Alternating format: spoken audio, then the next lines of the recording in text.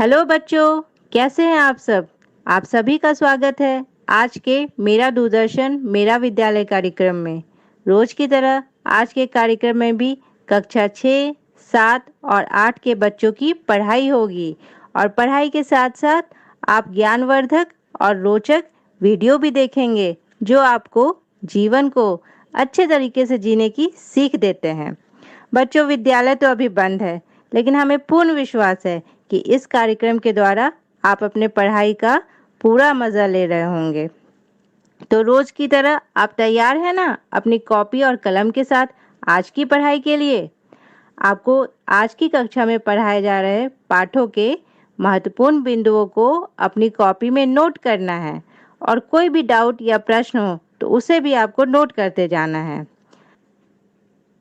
बच्चों, आज की कक्षा में सामाजिक विज्ञान की पढ़ाई होगी। कक्षा 6 में आप जानेंगे पृथ्वी के परिमंडल के बारे में। इसके बाद कक्षा 7 में मुगल साम्राज्य की जानकारी दी जाएगी। फिर स्वच्छता और स्वास्थ्य संबंधित जानकारी आप प्राप्त करेंगे तारा के साथ तारा है तैयार में। और अंत में कक्षा 8 में आप पढ़ेंगे संसाधन। तो चलिए शुरू करते हैं आज की कक्षाएं। पृथ्वी का परिमंडल। जिस ग्रह पर हम निवास करते हैं उसका नाम पृथ्वी है। हमारी पृथ्वी ही एकमात्र ऐसा ज्ञात ग्रह है जिस पर जीवन पाया जाता है। क्योंकि पृथ्वी ही ऐसा ग्रह है जहां जीवन के लिए अनुकूल परिस्थितियां एवं आवश्यक गैस, जल, भोजन और पानी है। पानी के बगैर हम कुछ समय तक जीवित रह सकते हैं, लेकिन हवा के बिना तो हम कुछ पल भी जीवित नहीं रह सकते। जहां भी इन तीनों में से किसी एक चीज की कमी है वहां जीवन संभव नहीं है। चंद्रमा और अन्य ग्रहों पर हवा और पानी नहीं है, इसलिए वहां जीवन नहीं है। इन तीन चीजों की उपस्थिति के कारण ही हमारी पृथ्वी पर जीवन पाया जाता है। इसलिए पृथ्वी सभी ग्रहों में अद्वितीय है।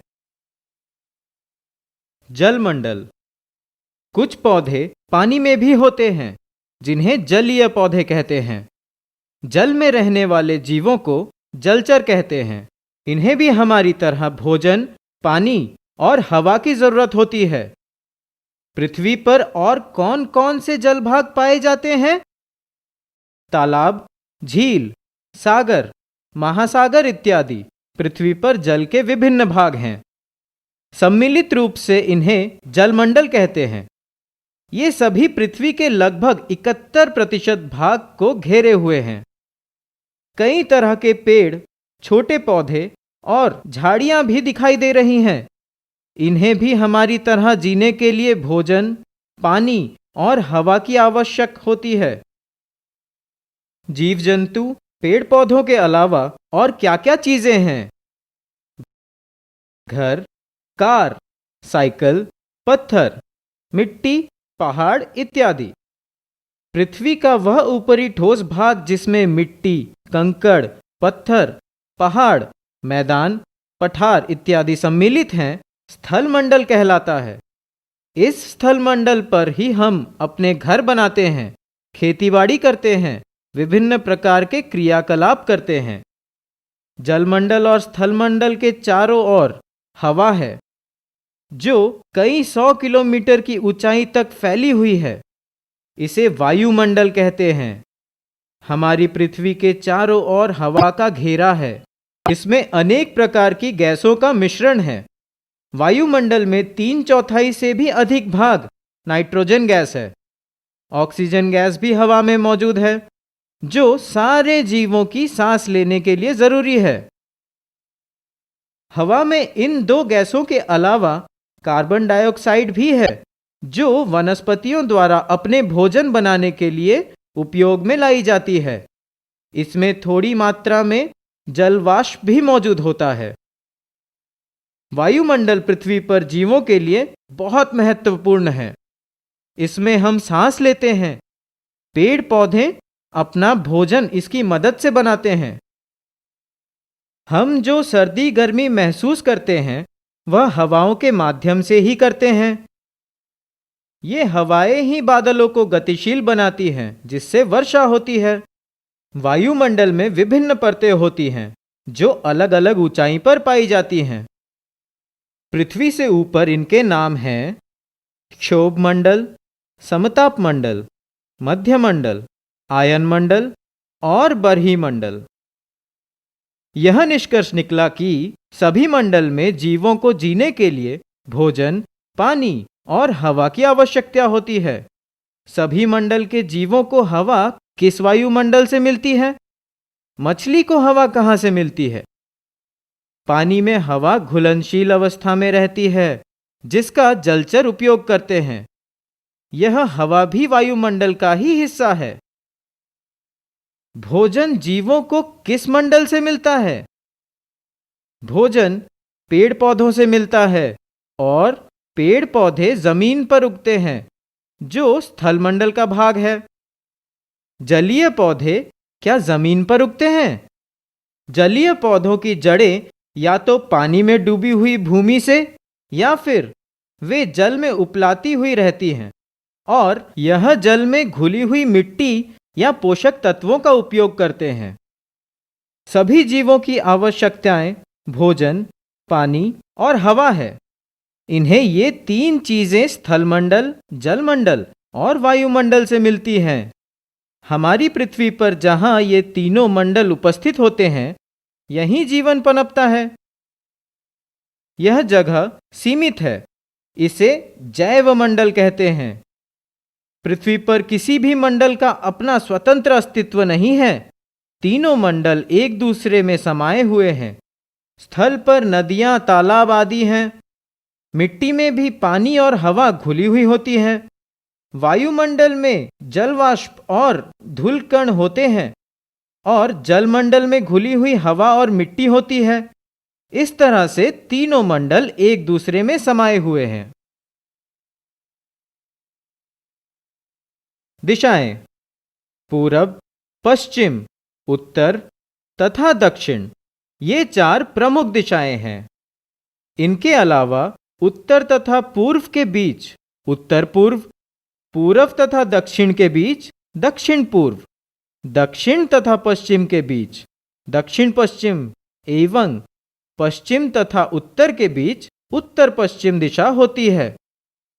आप जब किसी स्थान पर खड़े होते हैं तो आपको सिर के ठीक ऊपर की दिशा आकाश और पैर के ठीक नीचे की दिशा पाताल कहलाता है।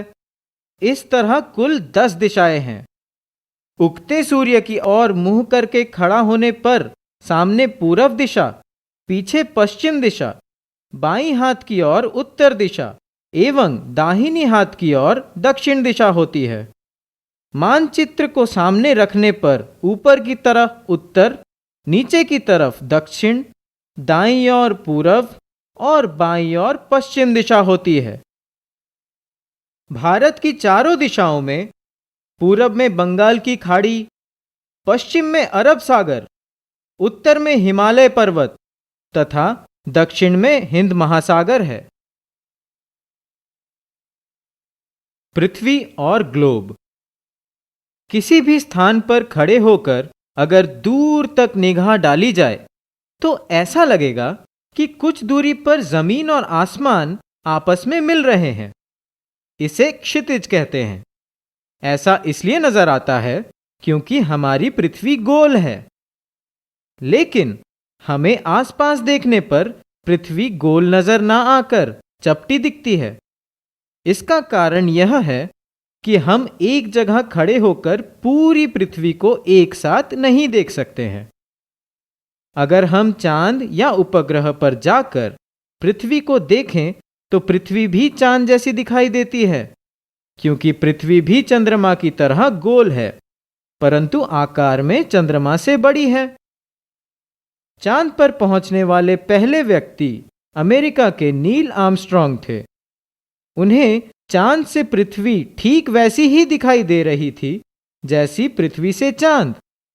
पृथ्वी भी वहां से चांद की तरह ही आकाश में टंगी गोल गेंद की तरह दिखाई दी। फर्क सिर्फ इतना है कि पृथ्वी वहां से नीली दिखाई देती है। पृथ्वी का मॉडल ग्लोब। पृथ्वी गोलाकार होने के कारण हम इसके छोटे से पृष्ठ को ही एक बार में देख सकते हैं। जिस प्रकार विशाल हाथी को छोटे खिलौने के रूप में बनाकर दिखा देते हैं, ठीक उसी प्रकार अपनी विशाल पृथ्वी को ग्लोब के रूप में दिखाया गया है। दुनिया की सभी देश ग्लोब पर अलग अलग रंगों में दिखाए गए हैं। ग्लोब में जहां नीला रंग दिखाई पड़ रहा है, वह सागर और महासागर है। मानचित्र एवं ग्लोब। ग्लोब गोल है, जो मानव द्वारा बनाया गया पृथ्वी का छोटा मॉडल है, जबकि मानचित्र चौरस चपटे सतह पर बना होता है, परंतु इसमें जल एवं थल भाग के हिस्से विशेष रंगों से दिखाया जाता है। जमीन के बड़े बड़े हिस्से जो महासागर से घिरे हुए हैं, वे महादेश हैं। इन्हें स्थल भाग कहा जाता है। स्थल पर ही लोग रहते हैं। इसी पर गांव, शहर, नदी, नाले इत्यादि हैं। महादेशों की कुल संख्या 7 है। महादेश: एशिया, यूरोप, ऑस्ट्रेलिया, अफ्रीका, उत्तर अमेरिका, दक्षिण अमेरिका, अंटार्कटिका। महासागर: हिंद महासागर, प्रशांत महासागर, अटलांटिक महासागर, आर्कटिक महासागर। महासागरों की कुल संख्या 4 है। ये बहुत गहरे होते हैं। इनकी औसत गहराई लगभग 4 किलोमीटर तक होती है। यदि हमें एक महादेश से दूसरे महादेश तक पानी की जहाज से महासागर पार करके जाना हो, तो कई सप्ताह लग जाते हैं। सफर के दौरान कई दिनों तक चारों ओर सिर्फ पानी ही पानी दिखाई पड़ता है। सभी महासागर आपस में जुड़े हुए हैं। आर्कटिक महासागर को उत्तरी एवं दक्षिण हिम महासागर भी कहते हैं, क्योंकि अत्यधिक ठंड के कारण यहां बर्फ जमी रहती है।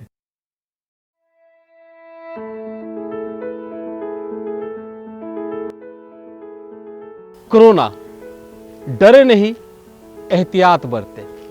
ग्रामीण भाइयों और बहनों, टीवी, मोबाइल, समाचार पत्रों के माध्यम से आप इस महामारी कोरोना के बारे में जान गए होंगे। ये आप जानते हैं कि सावधानी इलाज से बेहतर है। आप भी उत्सुक होंगे ये जानने के लिए कि अभी के स्थिति में अपने गांव में कोरोना नामक इस महामारी को फैलने से रोकने के लिए क्या करें। तो आप ये कार्य अवश्य करें। भीड़ भाड़ से बचें। अधिकतर समय अपने घर में अपने परिवार के सदस्यों के साथ बिताएं। अगर निहायत ही जरूरी हो तो कम से कम सदस्य घर से बाहर निकले। बाहर से लौटे तो हाथ साबुन से अच्छी तरह धोएं। बहुत लोगों के साथ बैठने की आदत है तो उसे कुछ दिनों के लिए स्थगित कर दें। शादी, ब्याह, कोई भी बड़ा आयोजन अगर पहले से तय नहीं है तो उसे स्थगित कर दें। अगर तय है तो बहुत बड़ा आयोजन ना करें। समारोह में उपस्थित लोग एक दूसरे के बीच कम से कम 1 मीटर की दूरी बनाकर रखें ताकि संक्रमण ना फैल पाए। यदि बहुत आवश्यक ना हो तो धार्मिक, सामाजिक और सांस्कृतिक कार्यक्रमों को स्थगित कर दें, क्योंकि ऐसे आयोजनों में अधिक लोग इकट्ठा हो जाते हैं और संक्रमण का खतरा बढ़ जाता है। थोड़ा सा एहतियात, थोड़ी सी सावधानी से इस महामारी को फैलने से रोकें। राज्य स्वास्थ्य समिति बिहार द्वारा जनहित में जारी। अधिक जानकारी के लिए संपर्क करें टोल फ्री नंबर 104 पर। मुगल साम्राज्य। सल्तनत काल का आखिरी महत्वपूर्ण राजा फिरोज शाह तुगलक था, जिसके मरने के साथ ही सल्तनत में बिखराव और कमजोरी आने लगी। राजा का नियंत्रण अपने शासन क्षेत्र पर से ढीला पड़ने लगा। इसी क्रम में तुर्क आक्रमणकारी तैमूर ने सन 1398 से सन 1399 तक भारत पर आक्रमण कर दिल्ली सल्तनत की रही सही प्रतिष्ठा भी समाप्त कर दी। इस आक्रमण के बाद अफगानों ने अवसर पाकर दिल्ली सल्तनत का शासन अपने हाथ में ले लिया। सल्तनत की इस कमजोरी का लाभ उठाकर भारत के अलग अलग क्षेत्रों में कई राज्य बन गए। इनमें गुजरात, बंगाल, जौनपुर, मालवा, दक्षिण भारत के राज्य और राजपूताना में मेवाड़ का राज्य प्रमुख था। ये सभी राज्य आपस में लड़ते रहते थे। इनमें सबों की इच्छा दिल्ली पर अधिकार करने की थी, क्योंकि वह अभी भी राजनैतिक शक्ति और प्रतिष्ठा का प्रतीक था। यहाँ से भारतवर्ष के अधिकांश हिस्से पर शासन किया जाता था, इसलिए यह शहर एक तरह से भारत का सबसे महत्वपूर्ण शहर था। इन छोटे राज्यों में ही बिहार में नुहानी अफगानों का शासन था। इस राज्य के अधीन फरीद या शेर खां का सासाराम पर नियंत्रण था। वह अपनी योग्यता के बदौलत नुहानी राजाओं के काफी करीब आ गया था। धीरे धीरे शेर खां ने बिहार में अपने को प्रभावी बनाया और आगे नुहानी शासकों के स्थान पर स्वयं बिहार का शासक बन गया। बिहार के इस बदलाव से पड़ोसी बंगाल के अफगान शासकों के साथ शेर खां की संघर्ष की स्थिति बन गई। बंगाल के शासक शेर खां के इस बढ़ते प्रभाव से चिंतित थे। 1538 में दोनों के बीच युद्ध हुआ। इसमें शेर खां की जीत हुई। इसके साथ ही वह भारत का सबसे शक्तिशाली अफगान शासक बन गया। इसी समय काबुल और कंधार के शासक बाबर के भारत पर आक्रमण हुए। बाबर स्वयं इस समय के हिंदुस्तान के विषय में अपनी आत्मकथा में लिखता है कि जब उसने हिंदुस्तान पर विजय प्राप्त की, उस समय सारा हिंदुस्तान किसी एक शासन के अधीन नहीं था, अर्थात यहाँ अनेक छोटे छोटे राजा राज्य करते थे और इनमें से प्रत्येक अपने को सम्राट समझता था। भारत पर बाहरी लोगों द्वारा आक्रमण हमेशा उत्तर पश्चिम सीमा से होता आया था, क्योंकि उस क्षेत्र को सुरक्षित रखने के लिए शासकों द्वारा कभी भी ध्यान नहीं दिया गया। बाबर भी उसी रास्ते से भारत आया। 1526 में बाबर अपनी घुड़सवार सेना, तोप, बंदूक तथा घुड़सवार तीरंदाज एवं आक्रामक युद्ध शैली के साथ पानीपत पहुंचा। यहाँ दिल्ली के अफगान शासक इब्राहिम लोदी के साथ उसका संघर्ष हुआ। इसी में बाबर की जीत हुई। बाबर के सहयोगी जीत के बाद धन लूटकर वापस लौटना चाहते थे, लेकिन उसने उन्हें समझाकर हिंदुस्तान में रहने के लिए राजी कर लिया। इस जीत के बाद बाबर ने कई ताकतवर अफगान सरदारों और महत्वपूर्ण राजपूत राजाओं को एक एक कर पराजित करते हुए अपने नए राज्य को भारत में स्थापित किया। इस क्रम में उसने 1527 में चित्तौड़ के शासन राणा सांगा, 1528 में चंदेरी के शासक मैदिनी राय और 1529 में पूर्वी भारत के अफगानों को पराजित किया। शेर खां कुछ दिनों तक बाबर के अधीन मुगलों की सेवा में भी रहा। इसके बाद अपना पूरा ध्यान बिहार में अपने शासन को मजबूत बनाने पर दिया। उसने यहाँ अपने को मजबूत बनाते हुए मुगल बादशाह से सीधी लड़ाई के लिए तैयारी भी की। बाबर अपने राज्य को बिना व्यवस्थित किए 1530 में मर गया। उसका बड़ा लड़का हुमायूं बादशाह बना। उसको शुरू से ही भारत में शासन कर रहे राजवंशों के शक्तिशाली विरोध का सामना करना पड़ा। सबसे प्रबल विरोध अफगानों की तरफ से हुआ, क्योंकि अफगान उस समय भारत में सबसे शक्तिशाली थे। अफगान विरोध का केंद्र बिहार था। शेर खां की लगातार प्रगति को देखकर हुमायूं ने सबसे पहले बंगाल को, जिस पर शेर खां का अधिकार हो गया था, जीतने का प्रयास किया। इसमें उसे सफलता भी मिली। शेर खां ने हुमायूं के बंगाल अभियान को नहीं रोका। मुगल बादशाह 8 महीनों तक वहां रहा। इस बीच शेर खां अपनी शक्ति को बढ़ाते हुए बिहार के अतिरिक्त चुनार, बनारस, जौनपुर, कन्नौज को अपने अधिकार में कर लिया। इस तरह उसने हुमायूं के आगरा लौटने का मार्ग अवरोध कर दिया। आगरा में हुमायूं के भाइयों द्वारा राज्य प्राप्त करने के प्रयास के कारण उसे वापस लौटना पड़ा। इसी क्रम में चौसा और कन्नौज नामक स्थानों पर हुमायूं और शेर खां के बीच लड़ाई हुई। इसमें शेर खां सफल रहा और इस प्रकार उसने भारत में एक बार फिर अफगान राज्य को स्थापित किया। शेर खां ने राजा बनने के बाद शेरशाह की उपाधि धारण की। उसने अपने पूरे राज्य में कानून और व्यवस्था स्थापित की। क्योंकि मुगल और अफगान संघर्ष के कारण भारत का एक बड़ा क्षेत्र प्रशासनिक रूप से अस्थिर हो गया था, उसने स्थानीय जमींदारों से वसूल की गई लगान को भी सख्ती से प्राप्त किया। जमींदारों को निर्धारित दर से अधिक लगान नहीं वसूलने की आज्ञा दी गई। शेरशाह के पहले किसानों से वसूली गई लगान को वे राजा के पास नहीं भेजते थे। भू राजस्व निर्धारण के लिए एक तरीका अपनाया गया, जिसके तहत उपज की अलग अलग किस्मों पर राज्य को मिलने वाले लगान की दर अलग अलग तय की गई। सूखा या अकाल के समय लगान माफ था। संकट के समय कुएं खुदवाने के लिए किसानों को धन उधार दिया गया तथा कृषि उत्पादन में वृद्धि के लिए नहरों का निर्माण भी करवाया गया। शेरशाह ने व्यापार के विकास पर भी पूरा ध्यान दिया। व्यापारियों से अच्छा व्यवहार करने के सख्त आदेश उसने अपने अधिकारियों को दिया था। शेरशाह ने व्यापार के विकास के लिए यातायात के साधनों को उन्नत बनाया, पुरानी सड़कों की मरम्मत करवाई एवं कुछ नई सड़कों का निर्माण भी। सड़कों के किनारे प्रत्येक 8 किलोमीटर पर लोगों और व्यापारियों के विश्राम के लिए सराइयों का निर्माण करवाया, जहां हिंदू और मुसलमान दोनों कर्मचारी रहते थे। व्यापार का विकास हो सके, इसके लिए व्यापारियों से लिए जाने वाले कर को फिर से तय किया गया। सराइयों के आसपास गांव या छोटे शहरों को बसाया गया। शेरशाह ने सल्तनत काल में प्रचलित व्यवस्था को ही बनाए रखा।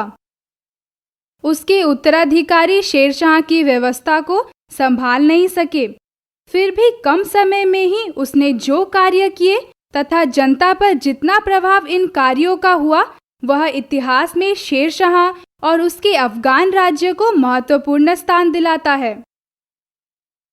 शेरशाह के उत्तराधिकारियों के कमजोर होने के कारण हुमायूं दिल्ली पर 1555 में अधिकार करने में एक बार फिर सफल रहा, परंतु वह ज्यादा दिनों तक जीवित नहीं रह सका।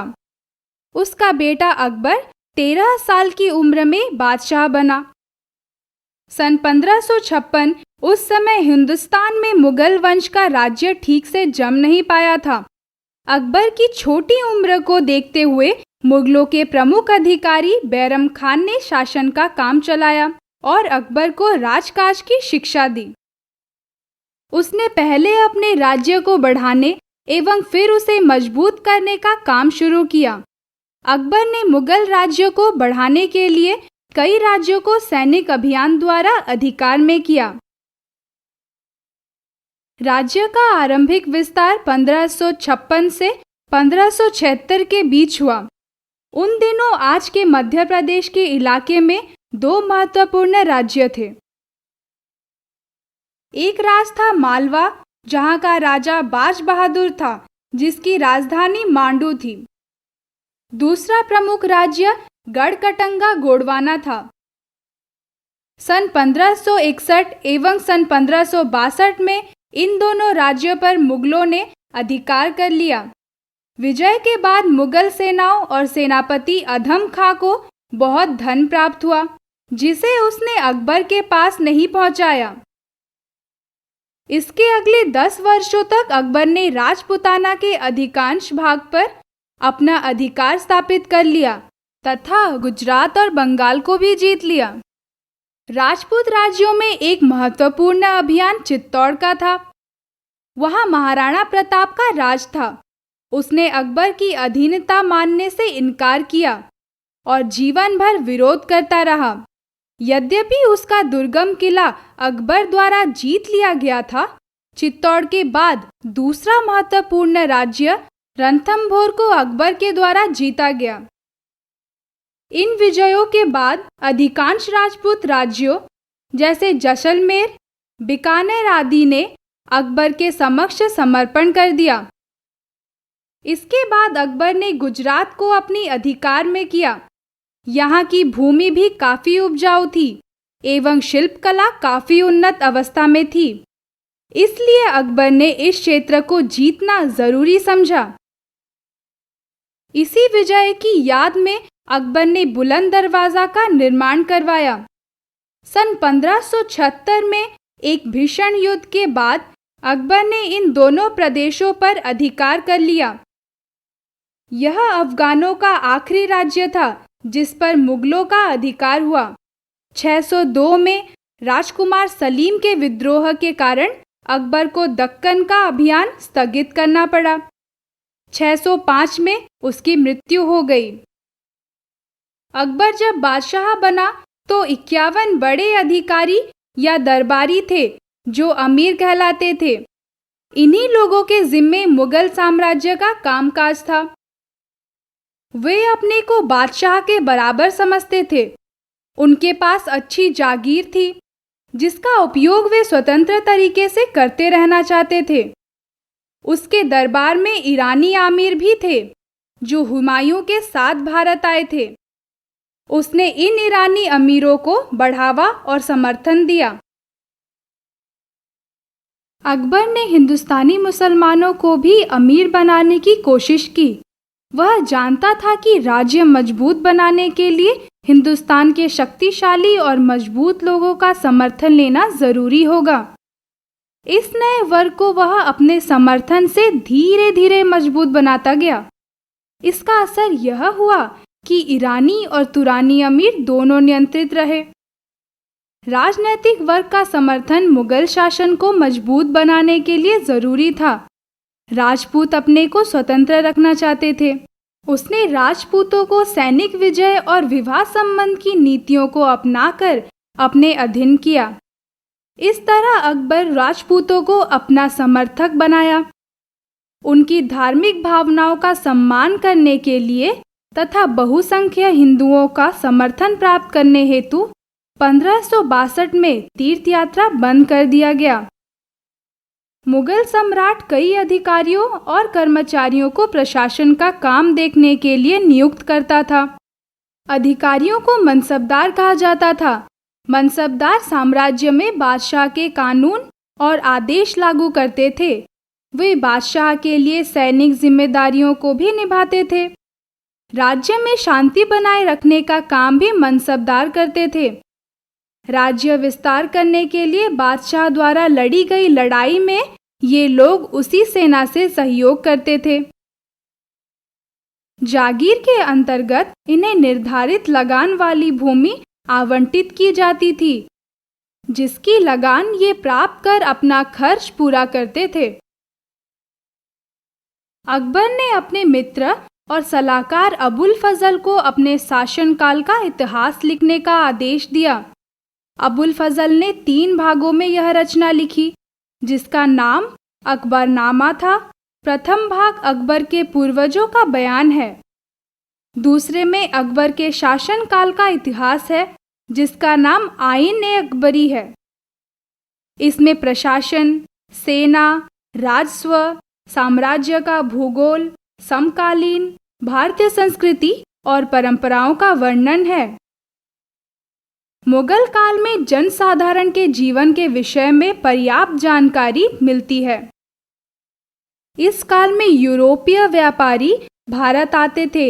इनमें से कई लोगों ने भारत की संपत्ति और समृद्धि तथा शासक वर्ग के शानो शौकत के जीवन के साथ साथ जनसाधारण जैसे किसानों के जीवन से जुड़ी वस्तुओं को बनाने वाले, दस्तकार और मजदूरों की गरीबी से भरे जीवन का भी चित्रण किया। अकबर ने भारत में अपने शासन को मजबूत बनाने के लिए बहुसंख्यक भारतीय हिंदू लोगों के साथ अच्छा संबंध बनाने के लिए धार्मिक स्तर पर मेलजोल की नीति अपनाई। जहांगीर और शाहजहां ने भी इस नीति को अपनाया। औरंगजेब के काल में धार्मिक स्तर पर मेलजोल बनाए रखने की नीति राजनैतिक स्थिति के कारण खंडित हुआ। अकबर ने समाज में नैतिक एवं सामाजिक मूल्यों के रखने के लिए नई नीति अपनाई, जिसे हम दिन-ए-इलाही के नाम से जानते हैं। सभी धर्मों के सार को लेकर उसने इस नई नीति का प्रतिपादन किया। 1905 में अकबर के मरने के बाद उसका पुत्र जहांगीर बादशाह बना। उसका शासनकाल सामान्यतः शांतिपूर्ण रहा। इस समय अधिक युद्ध नहीं हुआ। फिर भी उसने अपने पिता द्वारा जीते गए क्षेत्र पर नियंत्रण और प्रशासनिक व्यवस्था को बनाए रखा। बंगाल पर मुगल सत्ता को इसने और मजबूत किया। मेवाड़ के राणा के साथ स्थायी शांति स्थापित की। पंजाब के कांगड़ा क्षेत्र पर अधिकार किया तथा अहमदनगर राज्य के साथ शांति समझौता किया। जहांगीर के लिए सबसे दुखद रहा कंधार का मुगलों के हाथ से निकल जाना। वह अपनी न्याय की जंजीर के लिए जाना जाता था। 1628 में पिता जहांगीर की मृत्यु के बाद शाहजहां गद्दी पर बैठा। आम लोगों के बीच वह ताजमहल के निर्माता के रूप से लोकप्रिय है। बुंदेलखंड और दक्षिण भारत के विद्रोह को उसने दबाया। मुगल राज्य की सीमाएं भी इस समय बढ़ी। राजनीतिक रूप से शाहजहां का काल मुख्यतः शांतिपूर्ण रहा। 1656 में बादशाह शाहजहां बुरी तरह बीमार पड़ गया। सब लोग यह मानने लगे कि कुछ दिनों में वह मर जाएगा। शाहजहां के 4 पुत्र थे, दारा, शुजा, औरंगजेब और मुराद। चारों बादशाह बनना चाहते थे। शाहजहां ने दारा को अपना उत्तराधिकारी घोषित कर दिया, मगर उसके बाकी के 3 लड़कों ने इस बात को नहीं माना। सब अपनी अपनी सेना लेकर तख्त पर अधिकार के लिए आगरा की ओर चल दिए। भाइयों के बीच कई युद्ध हुए। अंत में औरंगजेब सफल रहा। वह अपने पिता के जीते जी शासक बन गया। शाहजहां को उसने 8 वर्ष तक कैद में रखा। औरंगजेब साम्राज्य को विस्तारित करने की कोशिश की। दक्षिण भारत के 2 महत्वपूर्ण राज्य बीजापुर और गोलकुंडा को 1686 से 1687 में मुगल राज्य में मिला लिया गया। इस प्रकार औरंगजेब के समय मुगल साम्राज्य अफगानिस्तान से लेकर तमिलनाडु तक फैल गया। 18वीं शताब्दी में मुगल साम्राज्य छिन्न भिन्न होने लगा। पतन के कुछ कारक तो 17वीं सदी में ही प्रस्तुत हो चुके थे, पर वास्तविक कमजोरी 18वीं शताब्दी में दिखाई पड़ी। औरंगजेब की मृत्यु 1707 में हुई। उसके उत्तराधिकारी उस विशाल साम्राज्य को संभाल पाने में समक्ष नहीं थे। पतन का एक मौलिक कारण आर्थिक कठिनाइयां थीं। इस समय तक 1707 के बाद न तो पर्याप्त धन बचा था और न ही जागीर जो अधिकारियों को दी जाती। जमींदार असंतुष्ट थे क्योंकि मनसबदार का उन पर कठोर नियंत्रण था। वे समझने लगे कि ये लोग आमदनी का बड़ा भाग स्वयं रख लेते हैं। अतः उनका मनसबदारों से संघर्ष हुआ। लगान की दर ऊंची होने के कारण किसान अधिकाधिक गरीब होते गए। अतः उन्होंने जमींदारों के साथ विद्रोह किया। मुगल प्रशासन भी अक्षम होता जा रहा था। मनसबदारी प्रथा में अनेक परिवर्तन हो गए थे। उनकी संख्या अकबर के समय से 3 गुना बढ़ गई। वे लगान वसूली का पूरा हिसाब राजा को नहीं देते थे। सैनिकों की संख्या भी उन्होंने घटा दी। उनका स्थानांतरण भी अब नहीं होने लगा, इसलिए वे स्थानीय सरदारों के समान व्यवहार करने लगे थे। मनसबदारों की बढ़ती संख्या के कारण उनको वेतन के रूप में मिलने वाली जागीर की कमी हो गई। उनमें जागीर प्राप्त करने की होड़ शुरू हो गई। प्रत्येक अधिकारी इसी प्रयास में लगा रहता था कि अच्छी जमीन उसे मिले। मुगल शासकों के समक्ष अपनी ही परेशानी एवं समस्या बहुत अधिक थी। तभी उन पर उत्तर पश्चिम से भी हमले किए जाने लगे। उन आक्रमणों ने मुगलों की शक्ति समाप्त कर दी। पहला आक्रमण सन 1729 में ईरानी के शासक नादिर शाह ने किया और राजधानी दिल्ली को तहस नहस कर दिया। मुगल उसके सामने झुक गए। उसने भारत से मनचाहा धन लूटा।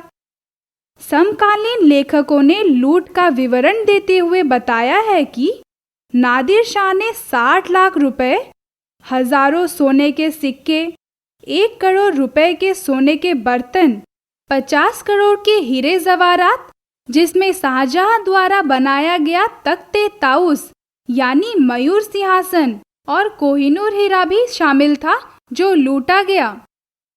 मयूर सिंहासन बेशकीमती रत्नों से बना था। लूट का यह विवरण भारत की संपन्नता को भी दर्शाता है।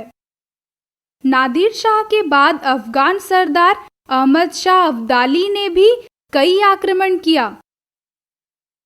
इसने मुगलों के साथ साथ प्रमुख भारतीय शक्ति मराठों को भी कमजोर किया। इन आक्रमणों के बाद मुगल साम्राज्य दिल्ली के आसपास तक सीमित रह गया। मुगल साम्राज्य किसी तरह 1857 तक बना रहा, लेकिन इसकी शक्ति नए क्षेत्रीय राज्यों में विभक्त हो गई।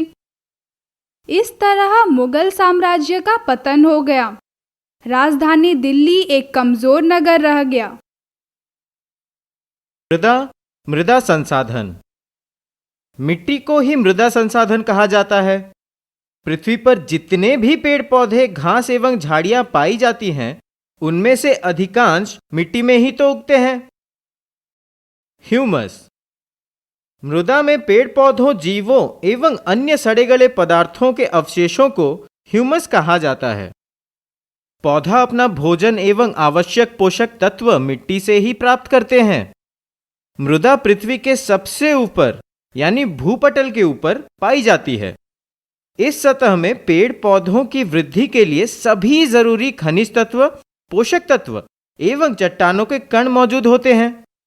पोषक तत्वों के रूप में मृदा में ह्यूमस, वायु, जल एवं सूक्ष्म जीवाणु उपस्थित रहते हैं। मृदा का उपयोग फसलों की खेती करने में, पेड़ पौधों, घास, झाड़ियों को उगाने में, गृह निर्माण में, मूर्तियां बनाने में, ईंट, खिलौने, गमला, घड़ा सुराही, कपड़ा इत्यादि बनाने में, मिट्टी के गिलास, दिया, कलश इत्यादि बनाने में तथा बांध, तटबंध, कच्ची सड़क इत्यादि के निर्माण में भी तो मिट्टी का उपयोग होता है। मृदा निर्माण। किसी स्थान की मृदा के निर्माण में वहां उपस्थित मौलिक चट्टान, क्षेत्र की जलवायु, वनस्पति, सूक्ष्म जीवाणु, क्षेत्र की ऊंचाई, ढाल तथा समय का योगदान होता है। मृदा निर्माण प्रक्रिया में सबसे पहले मौलिक चट्टानें टूटती हैं। टूटे हुए कणों के और महीन होने की प्रक्रिया अनवरत चलती रहती है। हजारों लाखों वर्षों के बाद वह चट्टानी टुकड़ा भौतिक, रासायनिक एवं जैविक ऋतुक्षरण से महीन कणों में बदल जाता है, जो मृदा कहलाता है। सामान्यतः 1 सेंटीमीटर मोटी सतह वाली मृदा के निर्माण में सैकड़ों हजारों वर्ष लग जाते हैं।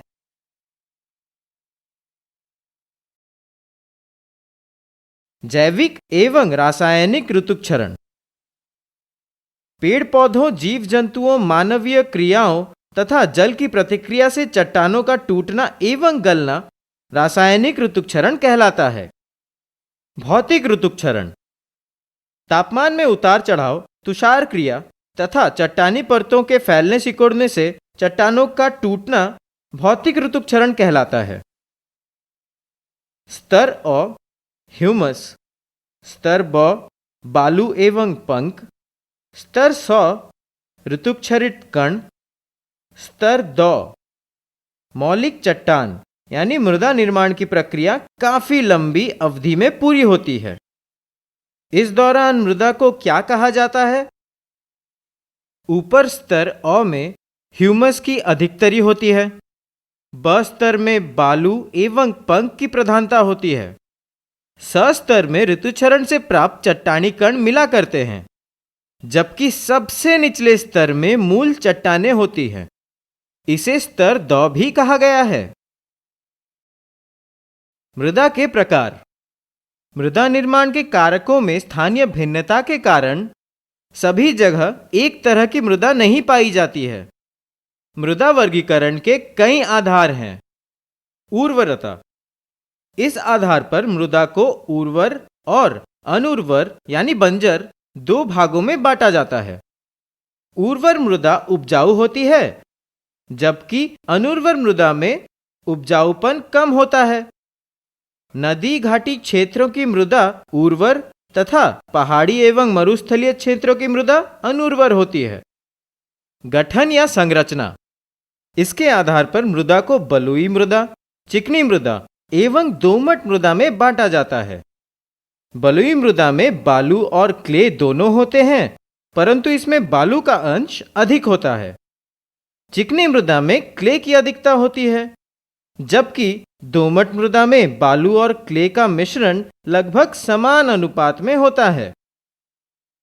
रंग के आधार पर, इस आधार पर मिट्टी को लाल मृदा, काली मृदा, भूरी मृदा, बादामी मृदा में बांटा जाता है। भारत में मृदा, भारत में जलोढ़ मृदा, काली मृदा, लाल मृदा, पीली मृदा, लैटेराइट मृदा, मरुस्थलीय मृदा एवं बर्ततीय मृदा पाई जाती है। जलोढ़ मृदा देश की सभी नदी घाटियों में पाई जाती है। उत्तर भारत का विशाल मैदान पूर्णतः जलोढ़ निर्मित है। नवीन जलोढ़ को खादर एवं पुराने जलोढ़ को बांगर कहा जाता है। जलोढ़ मृदा चावल, गेहूं, मक्का, गन्ना एवं दलहन फसलों के उत्पादन के लिए उपयुक्त है। काली मृदा एल्यूमीनियम एवं लौह की उपस्थिति के कारण काली होती है। यह मृदा कपास की खेती के लिए सर्वाधिक उपयुक्त है। महाराष्ट्र, गुजरात, कर्नाटक, आंध्र प्रदेश तथा तमिलनाडु राज्यों में यह मृदा अधिक पाई जाती है। लाल एवं पीली मृदा प्रायद्वीपीय पठार के पूर्वी एवं दक्षिणी हिस्से में पाई जाती है। लोहे के अंश के कारण इस मृदा का रंग लाल होता है। जल में मिलने के बाद यह मृदा पीली रंग की हो जाती है। ज्वार, बाजरा, मक्का, मूंगफली, तंबाकू और फलों के उत्पादन के लिए उपयुक्त यह मृदा उड़ीसा, झारखंड एवं मेघालय में पाया जाता है। लैटेराइट मृदा का निर्माण निक्षालन की प्रक्रिया से होती है, जो राजस्थान, सौराष्ट्र, कच्छ, पश्चिमी हरियाणा एवं दक्षिण पंजाब में पाई जाती है। पर्वतीय मृदा पर्वतीय क्षेत्रों में पाई जाती है। मृदा अपरदन एवं संरक्षण, मिट्टी के निर्माण में हजारों लाखों वर्ष लगते हैं। नदियों का पानी अपने साथ काफी मात्रा में मिट्टी बहाकर ले जाती है। इस तरह तो धीरे धीरे सारी मृदा कटकर समुद्र में चली जाएगी। पेड़ पौधे, झाड़ियां एवं घासों की जड़ें मृदा को पकड़ कर रखती हैं, जिससे मृदा का उपरदन नहीं होता है। लेकिन पेड़ पौधे आदि के जड़ सहित कटने से वहां की मृदा ढीली पड़ जाती है, जिससे आसानी से अपरदन हो जाता है। मृदा अपरदन की दर को प्रभावित करने में जलवायु, वनस्पति विस्तार, स्थल रूप, भूमि की ढाल एवं मानवीय क्रियाएं मुख्य हैं।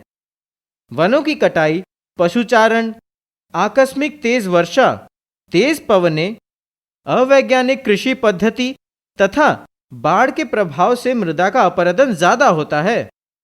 तेज पवनें या पानी के बहाव से मैदानी या चौरस क्षेत्र में सतत अपरदन होता है, जबकि ऊबड़ खाबड़ क्षेत्र में शूद्र नालिका व अवनालिका अपरदन होता है। मृदा अपरदन प्राकृतिक या मानवीय कारणों से मृदा की परतों का विस्थापन यानी बहकर उड़कर एक स्थान से दूसरे स्थान चले जाना मृदा अपरदन कहलाता है। मृदा अपरदन के कारण मृदा के मौलिक गुणों एवं उर्वरता में कमी आने लगती है। इसका असर फसलों, फलों एवं साग सब्जियों के उत्पादन पर पड़ता है। इसलिए मृदा संरक्षण के उपायों को अपनाना जरूरी है। मृदा संरक्षण के लिए हमें निम्न उपायों को अपनाना चाहिए। पर्वतीय ढलानों पर वृक्षारोपण करना, बंजर भूमि पर घास लगाना, फसल चक्र तकनीक को अपनाना, खेती के वैज्ञानिक तकनीक को अपनाना, जैविक खाद का प्रयोग करना। हम ध्यान रखेंगे कि मृदा एक महत्वपूर्ण संसाधन है जिसका हमें संरक्षण करना है। जल संसाधन। नदी के किनारे दूर दूर तक फैले रेत में कूदना। बरसात में कितना पानी नदी में नजर आता है, परंतु गर्मी में तो कहीं पानी नजर ही नहीं आता। जल प्रकृति की अमूल्य देन है। क्या मालूम है कि जल कैसे बनता है? वैज्ञानिक दृष्टि से हाइड्रोजन के 2 अणु और ऑक्सीजन के 1 अणु मिलकर जल का निर्माण करते हैं। यह जल तरल, गैस एवं ठोस तीनों ही अवस्थाओं में पाया जाता है। पृथ्वी के अलावा किसी भी ग्रह पर अभी तक जल नहीं मिला है। इस जल का पृथ्वी पर सबसे बड़ा भंडार महासागरों में है, जिसमें प्रशांत महासागर, अटलांटिक महासागर, हिंद महासागर तथा आर्कटिक महासागर शामिल है। इन महासागरों का पानी नमकीन या खारा होता है, जो सामान्य उपयोग के लायक नहीं है। स्थलीय भाग पर पाए जाने वाले मीठे जल का ही हम सभी अपने दैनिक जीवन में उपयोग करते हैं।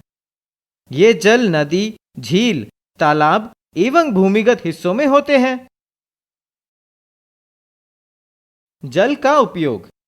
व्यावसायिक दृष्टि से कुछ ऐसे उद्योग हैं जो जल पर ही निर्भर हैं, जैसे रसायन उद्योग एवं बोतल बंद मिनरल वाटर उद्योग। आग को बुझाने के लिए भी जल का उपयोग किया जाता है। इसके अतिरिक्त महासागरीय जल का उपयोग जल चक्र से संबंधित है। समुद्र मार्ग के द्वारा अंतर्राष्ट्रीय व्यापार भी होता है। जल चक्र। यह एक ऐसा चक्र है जिसमें महासागरों का जल वाष्पीकृत होकर वायुमंडल में जाता है। वहां बादल का निर्माण कर यह वर्षा जल के रूप में धरती पर आ जाता है। यह जल बहकर पुनः महासागरों में चला जाता है और फिर से वाष्पन और बादल निर्माण तथा वर्षा की क्रिया होती रहती है।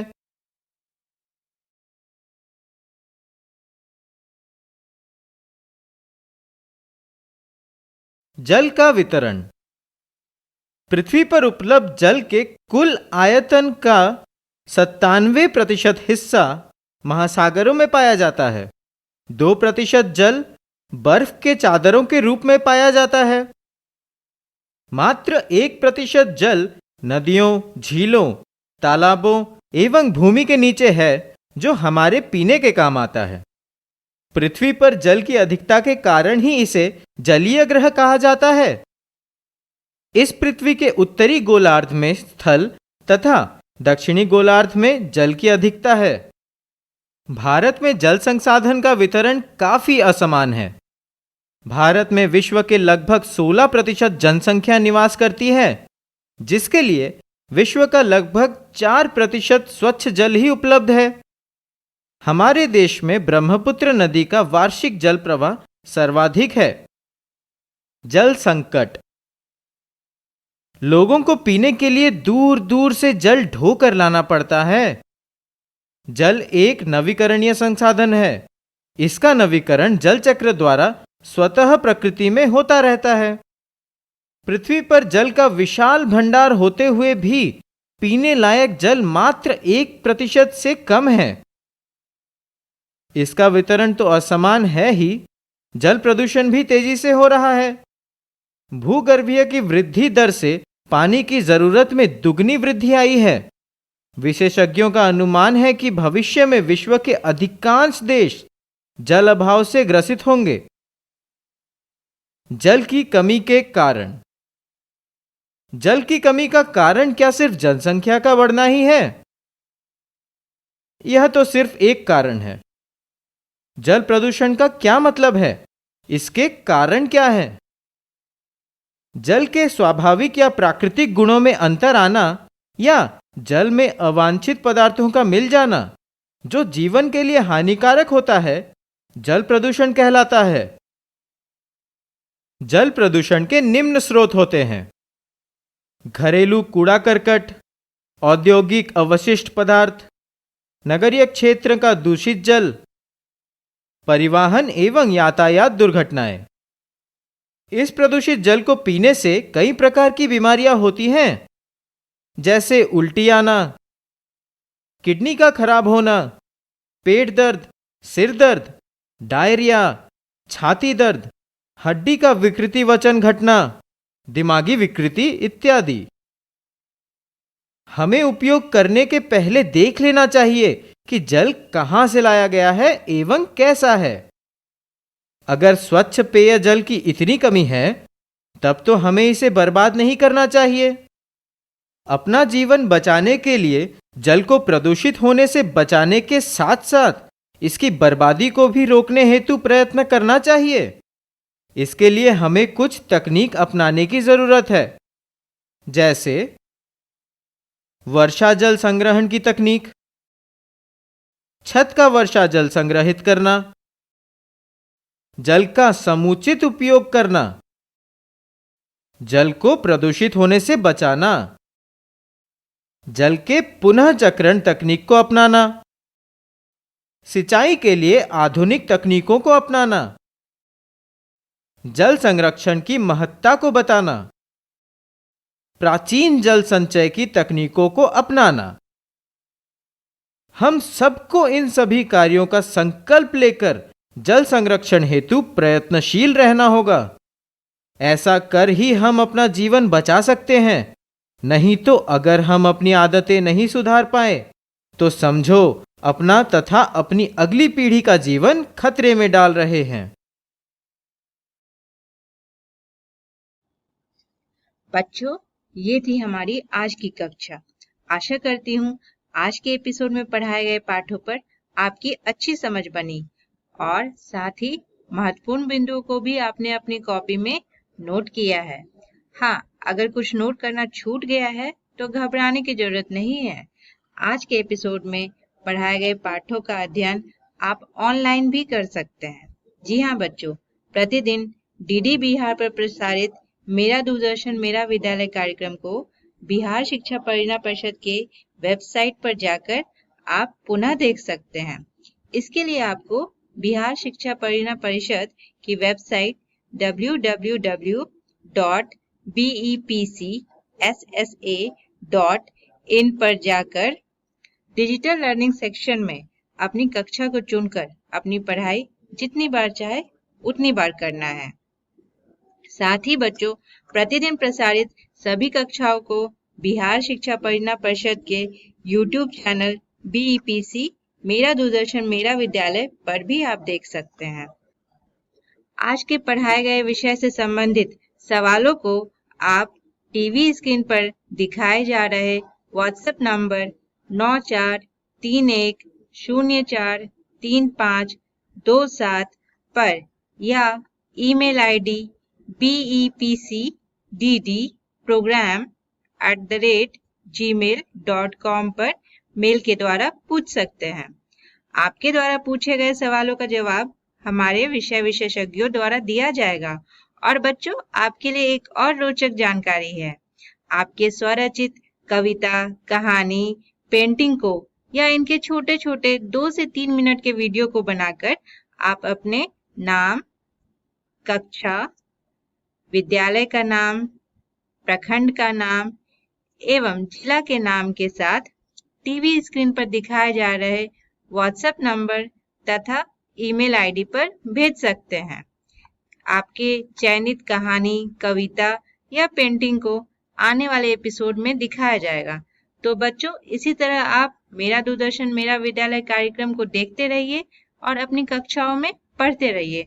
बाय बाय बच्चों।